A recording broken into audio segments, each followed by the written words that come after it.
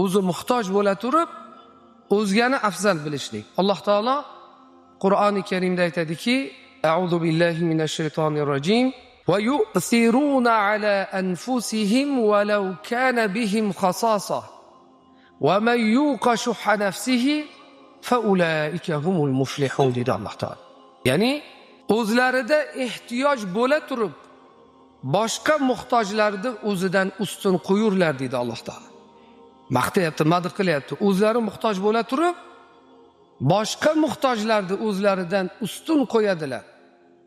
Va man yuqa shuhha nafsihi, kim nafsini baxilligidan salomat bo'la olsa, ana o'shalar najot topuvchilardir deya Alloh taolo Qur'onda marhamat qildi.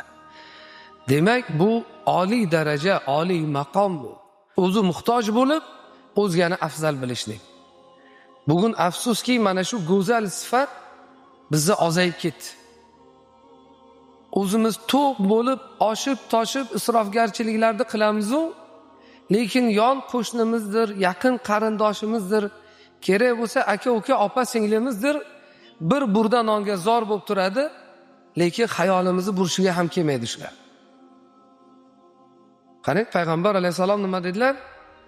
O'zi qorni to'q, qo'shnisi qorni och holatda tong orttirgan haqiqiy mu'min emas edilar.